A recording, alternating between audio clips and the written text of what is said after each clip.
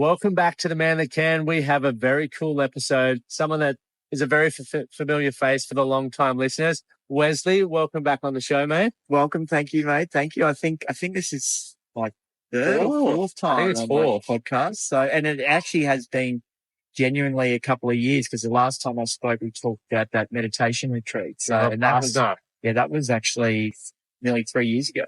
That is crazy how quickly that's gone. Yeah, time does its thing. But this is probably the most beautiful scene we've had for it, right? I actually think this is the best podcast set that you've ever had. So that I'm aware of. High budget. Today I'm very excited with the 58 marathons. The charity of choice is the Mental Awareness Foundation, and Wes is the founder of that, co-founder of that. And one of the reasons, before we dive into what it's all about, the mission and everything like that, one of the reasons why I wanted to partner with MAF, and we've partnered a number of times over the years, is because they're local and because I have a great relationship with Wes. He literally wears his heart on his sleeve. I know he has a great level of integrity with what he does, and it is something that you are very passionate about. You founded 15 years ago, 14, 15 years? Yes, 15 years ago. Yeah. And you've created such an incredible community event, the Walk for Awareness. And for me, one of the most important things that has transformed my life has been community. So being able to tap into, what you guys have created and have your support on this as well means a lot. So I know together we're going to do great things. We're going to raise over $100,000. We're well on the way, and we're going to continue changing people's lives. So thank you. No, thank you, mate. Actually, I was preparing for this morning, and I was actually watching one of your reels on YouTube because you're famous now. Anyway, and mate, one thing that stood out was paying to purpose, your comment. And I was just like, oh my God, it resonated with me so much, particularly which I'll share with everyone, which I'm going through at the moment. But obviously 14, 15 years ago, I lost two mates to suicide 3 months apart. And obviously losing one person is tragic, but losing someone 3 months later is just absolutely mind-numbing, mind-blowing. It causes a lot of pain. And from that pain and dealing with that pain, I guess, revealed a purpose. And that purpose was, one, to give back to the community, but two, to, I guess, go down the rabbit hole of mental health and learning about mental health and discovering mental health and why is mental health so important. And that has led us to where we are today. And from that pain has brought purpose. And I know that purpose has brought our relationship together and our friendship together. And I think, obviously I'm a part of your program. There is a purpose in there that we want to give back to the people that are involved with us, but also give back to the world. And our organization, even though it's local, our message is worldwide, and our message is wanting to just help people and get the best out of people. And our mission at MAF is preserving lives by empowering individuals. So we want to obviously lift someone or encourage someone to either speak up or speak to about mental health. So thank you, mate. You're definitely doing a great job of that. So over the last 14, 15 years with the Walk for Awareness, you've had thousands of people attend that. And it's probably hard to quantify just the impact that that's had on people, the friendships that have been created off the back of that.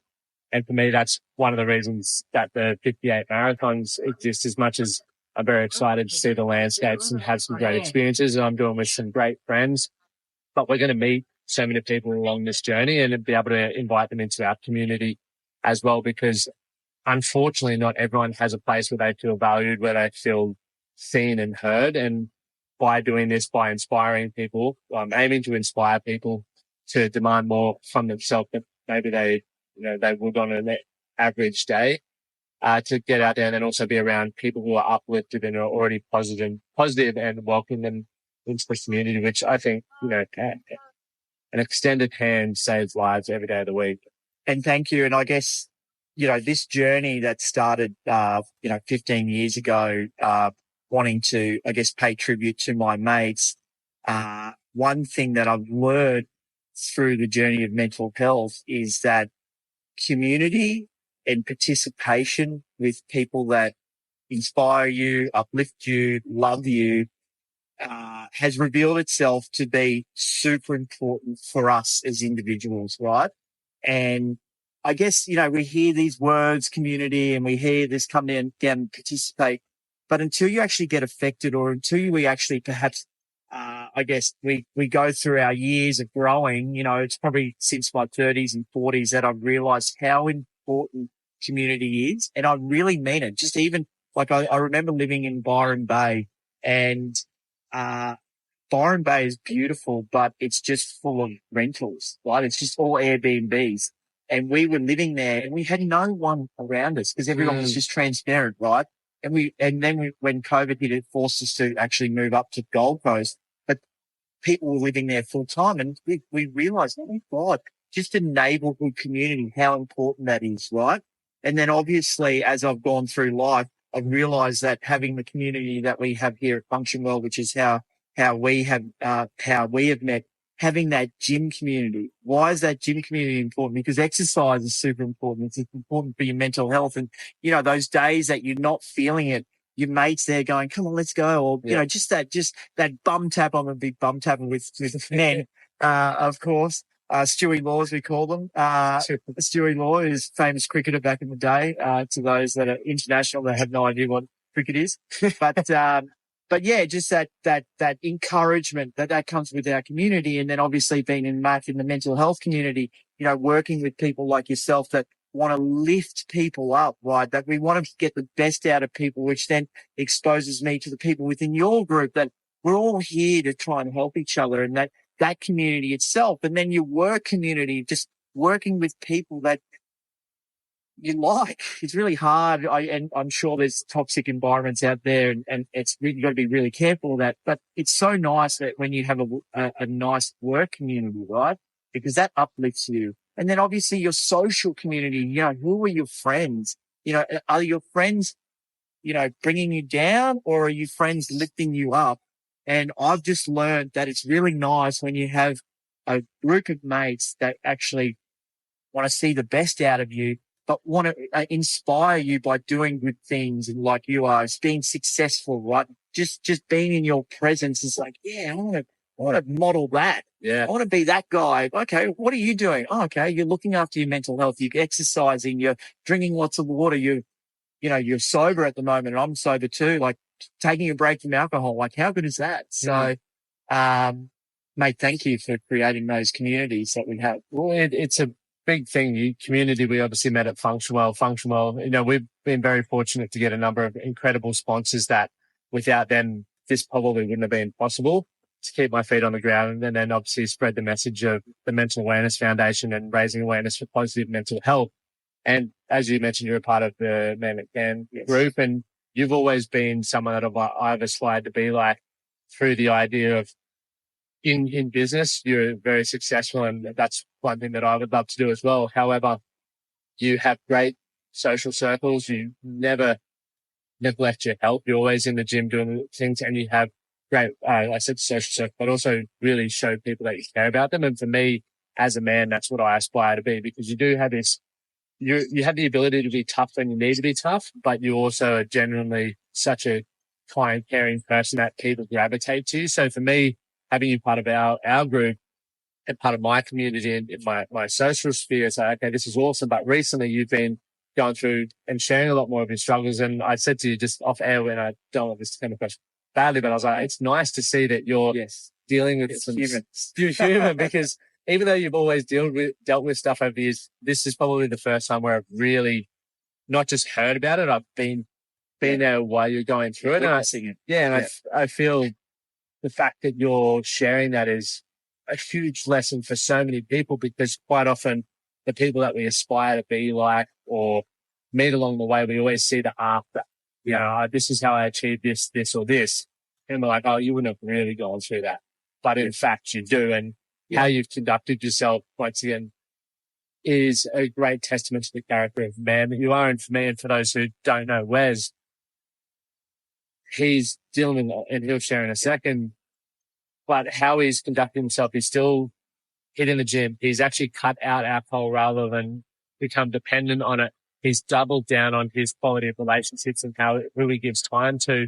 And for me, that's just like, okay, well, through adversity, that's still the kind of bloke you are. You don't just have this facade or persona when things are going well, which it's easy to do. Yep. You're genuinely that bloke even when shit's hitting the fan. Yes. So for me, that's a message that I want to pass along to people. One, surround yourself with people who are actually like that, because it's only making me want to be better, because I'm watching you charge into the storm and I'm like, what a weapon. But also it then has highlighted things that I need to work on, even though they're not troublesome in my life just yet. I'm still growth minded enough to go, okay, I want to be able to do similar should I ever find myself in a situation like that. Yeah. And thank you. And obviously, so I've got beautiful tools in the toolbox. And one thing that I've learned through this mental health journey of losing mates to suicide is that being vulnerable and talking about your issues that we're going through is super important. Why? Because obviously, I guess it's good to vent, right? It's good to get out, but also you're not bottling it up. And when we bottle things up or we try to suppress them, they just build up, right? And then obviously we have those big explosions, and that's where heaven forbid people can take certain steps that are quite drastic, right? But I just, to give you some background, I am genuinely going through probably the hardest period of my life, and I'm going through some significant financial stress. However, I've signed up for it. I take on the responsibility of this. I know that, I'm going to have some significant losses. And when that reveals itself, it puts a lot of pressure on you, right? And because all of a sudden you're going from, I guess, a place of elation to a place of depression, and it's significant numbers. It's millions of dollars. And it's hard because obviously you've done all this work to get to a certain point, and now you're going back to zero and negative, right? However, the one thing that when this challenge obviously revealed itself, I realized that I have to go into this with a clear mind, because the pressure's not going to relieve itself. It's probably another 3 months away before I get on the other side of this. But what can I do, or what are those things that I can control, right, where it can make me feel better about myself? And one significant thing that revealed itself was I have to actually, particularly coming into Christmas period, we're in December 24 here, and it's what we call the festive season. There's lots of lunches and Christmas parties and stuff like that. And I just knew I needed a clear sound of mind. And so I just went, I'm going sober. And I am telling you this, if you are going through any significant pressure financially or emotionally or relationship, getting off alcohol particularly has been a game changer. Why? The mind chatter, Lockie, already is turned up. The volume is pretty significant, beating myself up because I've got myself into this position. The last thing I need is to then turn the volume up even extra of going out. And sure, at the time, it may, inverted commas, take your troubles away because you're out having a good time. But gee, that next day, that next morning, when you wake up and your problems are still there, and then all of a sudden an email comes through, or this is overdue and everything like that, and you're like, oh my God, how am I meant to deal with this when I'm already hungover and I'm already going through this pressure? And just by cutting that out, just my world has, I call it the fog. The fog has just slightly lifted. And then what can I do? You've seen, which I've shared, is get to the gym. I'm meditating more, right? I'm doing those things that just make me feel better about going through this difficult situation. And there was a period there, Lockie, a couple of weeks ago, which I shared with the team. I was going through a really dark day, mate. There was a period there where I went, oh my God, I can see how people just are like, no, I've had enough. The pressure and just holy shit, this is intense and this is real and oh my God. And, the thing that I did when I went through that really dark day was actually just acknowledge it. And I went, oh my God, this is a really horrible day. And I just breathed. I just breathed through that pressure. And it was amazing. Not that the pressure left, it's just that the pressure of our released and the fog lifted, and I just got through that day and I went, wow. I felt so blessed that I went through such a heavy day that I survived. And, that evening I shared with the group and I shared with my partner. And then the next day came and I'm like, I've got to face this challenge again. And Lockie, it was a mantra that I heard or someone shared and I'll share with the group. Love the fight, fall in love with the challenge, fall in love with the fight that I've got ahead of me. And that's particularly this last sort of 10 days. I've been doing it every morning going, okay, today's going to be a tough day, but I've got to fall in love with this fight, that I've got to do this deal and negotiate this and speak with my business partner about that and support him and find this amount of money here and just fall in love with that, because eventually it will dissipate. And then when you get through that, the beauty will reveal itself, and that we're still here and we're still fighting massively. A thing that I'd love to touch on as well, you've had these practices for a number of years as well, and you said your tool belt, and not every time the same tool works. So it's important to have that tool belt. But the key that I feel is like learning that when times are good. It's quite often when we hit the crisis point that people act. That's when a lot of people reach out to me, which is awesome that they're reaching out. But for me, I would love for positive mental health, especially because they have, a lot of the research is now showing so many other factors outside of mental illness impact mental health. Like it could be going through a divorce, financial pressure, as you've mentioned, feeling foggy or groggy, challenges with alcohol and drug use. So if we're aware of that, we should start building tools when life's good. Like for me right now, I'm in a good position, but I'm still continuing to learn and practice the things that help me when I'm struggling or I feel will help me, because life's full of seasons. I'm in summer right now. Winter will come. It always does. Yes. And when winter comes, I want to know that I've got tools that I've been practicing and I've got, readily available to help me through those times. And that's, as you've said breathing. For me, community, having friends that you can count on. I'm always calling my buddies. Most of the time we're talking shit, but every now and then we'll have those conversations when we need it. It could be getting in the gym, sunlight. There's so many tools, and we can find resources on the website as well, which I'm excited about. But that would be just one thing. If life's awesome for you at the moment, still start practicing and investing in those tools. Still invest in your relationship, in your health, all of those things, because they're gonna be a great asset in the future. Just to add to it. So guys, win the morning, and girls, win the morning, win the day. Find that routine, because I think obviously me getting through this challenge is just a compound effect of what I've started 13 years ago. 13 years ago, I started personal development, and I went through a path where obviously learning about the positives and the negatives, and then obviously mental health and losing mates to suicide and the importance of exercise, all that. Since that, it's just compounded to get to where I am today. And today, like, I'm going through my winter moment. But the great thing is that I've got these skills that will get me through. I've got the jacket, I've got the gloves and everything. Well, from a metaphorical perspective. And no, not that I'm cruising through it, but I'm in a really good place. And having people, and to finish on this, having people like yourself that good people that in your life that you feel safe, that you can talk to about this, super important. Definitely.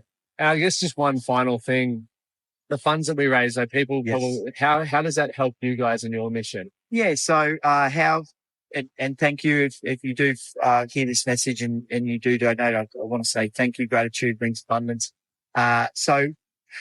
Obviously it supports us as a charity. So we are a charity, the Mental Awareness Foundation. So, we're all about suicide prevention. So we have a strong message out there. So obviously, supporting us helps support the message of getting out there and supporting others and preserving lives. Also helps us put on the walk for awareness. But what we do as a charity, or something that we have been a little bit different, is we actually support other mental health charities. So we're not a service provider. We don't do counselling services or face-to-face services. However, Lockie, there's actually amazing organisations out there that do, right? So, for example, there's an organisation that I spoke to Ken yesterday, in the Sunlight Centre. He actually does crisis counselling he mainly focuses with teens, but he'll see anyone. But he'll actually sit there. So if someone's suicidal, like literally in a really bad place, he will sit with you for free and help work through this, right? There's another organization that we've supported in the past called Suicide Prevention Pathways. They're counselors. They'll do FaceTime, they'll do phone, or they'll sit down with you face to face, right? There's no charge for their service. And what they do is, they are the gap. So they fill the gap from, I guess, getting a mental health plan to seeing a psychologist. Now, unfortunately, there's a wait time of over 3 months, right? So, you can imagine like a week is long enough. 3 months is a long time, particularly if someone needs help. So they fill that gap. So they're counselors that support you. What they tend to do is they build up a network, like a web to catch you if if you fall through, right? So they're fantastic, as well. And there's another great organization, called Mates in Construction. They help, fortunately within the construction industry here in Australia. It's where the highest suicide rate exists. That's just a fact. But they actually train people on site to listen out for markers. So, let's say Johnny's doing it tough at home or having some issues financially. They train people to have the courage or have the skills to go up and talk to Johnny and say, hey, mate, what's going on? Or, hey, are you thinking about suicide? Like, just get straight to the point. So we actually support other charities that are out there that are doing the great work on the front line. And because with mental health, Lockie, it's about supporting each other. So obviously we want to support our message, but we actually also want to support other people's messages. I love that, mate. And I think it's awesome because there are, as you said, there's so many great charities out there doing things in their own way, and they're all, greatly needed. There's so many wait lists for various things around the place. So guys, if you want to support this mission and obviously even support me, a lot of people are asking how you can support me. The best way you can support me is by helping us support Mental Awareness Foundation, who are then helping the people in the front line because, 1 in 2 Australians are impacted by it, whether it's directly or through, friends and family. So I think it's very important that we all continue, 1, raising awareness, but also 2, doing things to implement change. And that starts with you. It starts by building that toolkit out for yourself. It's reestablishing and deepening the relationships that you have with the people that you care about most. So I'm very excited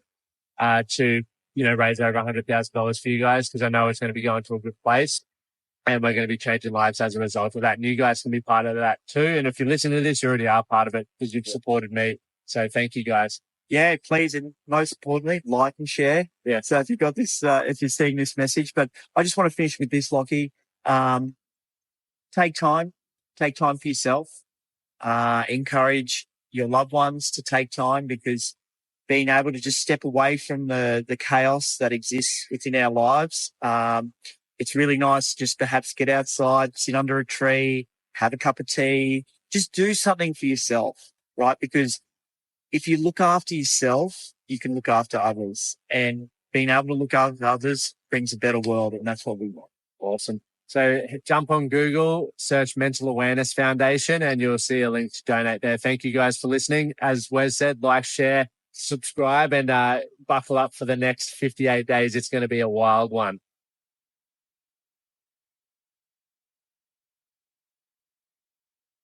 Thank you for listening to the Man That Can Project podcast. My name is Lachlan Stuart, and I hope you enjoyed this episode and found it helpful. If you did, please take a moment to rate and review the Man That Can Project on your favorite podcast platform. And don't forget to subscribe to stay up to date with our newest episodes. We'll see you again next time.